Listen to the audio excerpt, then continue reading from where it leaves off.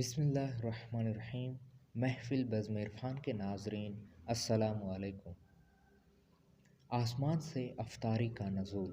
محبوب سبحانی، قطب ربانی، غوث سمدانی حضرت شیخ عبدالقادر جیلانی سرکار رحمۃ اللہ علیہ کا دلچسپ کرامات آپ کے سامنے پیش کرتے ہیں۔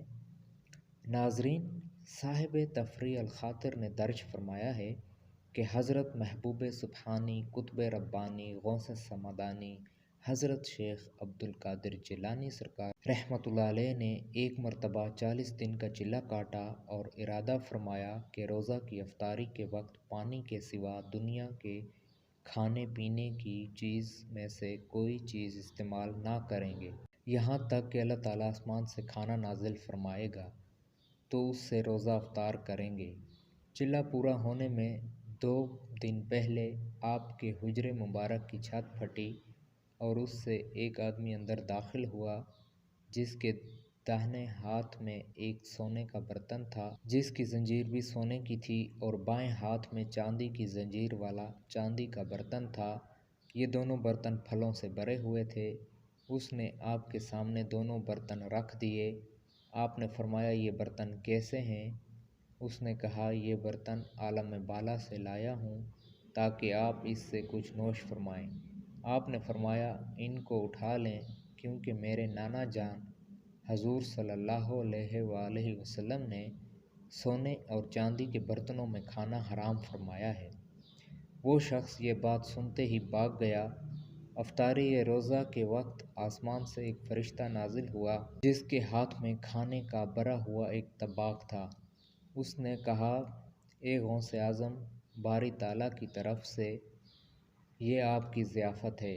آپ نے اس کو پکڑا اور اپنے درویشوں سمیت اس سے کھانا کھایا اور اللہ تعالیٰ کا بہت زیادہ شکر ادا کیا۔ سبحان اللہ۔ ایک مریدنی کا پنجہ ظلم سے نجات دلانا۔ روایت ہے کہ ایک خوبصورت عورت حضور غوث اعظم کی مریدنی تھی۔ ایک دن وہ عورت کسی کام سے پہاڑ کی غار کی طرف گئی تو اس کا عاشق بھی اسی غار کی طرف ہو لیا اور اس کے پاس جا کر عصمت ریزی کرنے لگا۔ عورت نے اپنی خلاصی کی جب کوئی بھی صورت نہ دیکھی تو حضرت غوث اعظم کا نام مبارک لے کر اس طرح پکارنے لگی۔ اس وقت آپ مدرسہ میں وضو فرما رہے تھے اور پاؤں میں لکڑی کی کھڑادیں تھیں۔ آپ نے انہیں پاؤں سے اتار کر غار کی طرف پھینکا۔ وہ فاسق کے مراد پانے سے پہلے پہنچ گئیں اور سر پر پڑنے لگیں حتیٰ کہ وہ مر گیا۔ پھر وہ عورت انہیں اٹھا کر حضور غوث اعظم کے دربار عالیہ میں حاضر ہوئی اور حاضرین کے سامنے آپ سے اپنا سارا واقعہ عرض کیا۔ ایک مرید تاجر کا امداد کے لیے پکارنا۔ صاحب تفریح الخاطر نے بیان کیا کہ ایک تاجر قافلہ کے ساتھ سرخ شکر لادے تجارت کے لیے گیا۔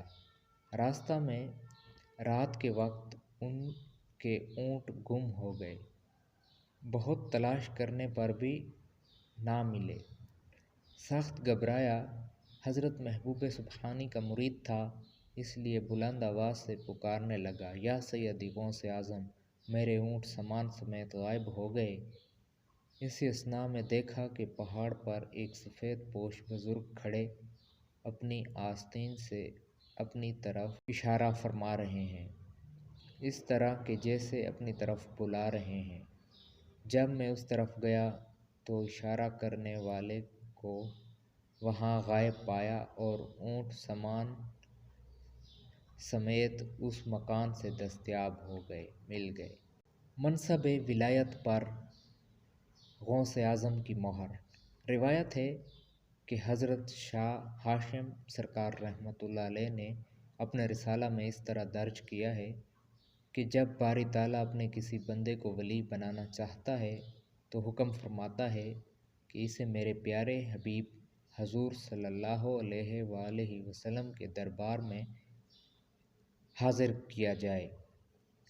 جب حضور صلی اللہ علیہ وسلم کے دربار قدسیہ میں حاضر کیا جاتا ہے تو آپ حکم فرماتے ہیں کہ اسے میرے بیٹے سید عبدالقادر کے پاس لے جائیں تاکہ وہ دیکھیں کہ یہ منصب ولایت کے لائق بھی ہیں یا نہیں۔ پھر غوث اعظم کے دربار قدسیہ میں پیش کیا جاتا ہے۔ اگر آپ اس کو منصب ولایت کے لائق سمجھتے ہیں تو اس کا نام دفتر محمدیہ میں لکھ کر مہر لگا دیتے ہیں۔ پھر اسے حضور صلی اللہ علیہ وسلم کی برگاہ رسالت پناہ میں پیش کیا جاتا ہے اور غوث اعظم کی چٹھی کے مطابق بحکم رسالت مآب صلی اللہ علیہ وسلم لکھا جاتا ہے اور ولایت کی خلط سے آگاہ کیا جاتا ہے، جو غوث اعظم کے دست اقدس سے عنایت کی جاتی ہے، اور وہ شخص اسے پہن لیتا ہے اور عالم غیب اور شہادت میں مقبول اور مسلم ہو جاتا ہے، اور اس عہدہ پر حضور غوث اعظم قیامت تک فائز رہیں گے، اور اس مقام میں آپ کا کوئی مماثل اور شریک نہیں۔ ہر وقت اور ہر زمانہ میں آپ سے غوث اور قطب اور جمیع اولیاء فیض حاصل کرتے رہتے ہیں۔ سبحان اللہ دوستو، یہ ہوتی ہے شان اولیاء اللہ کی۔ جلد ملتے ہیں، اپنا خیال رکھیے گا، ہمیں اپنی دعاؤں میں یاد رکھیے گا۔ اللہ نگہباں۔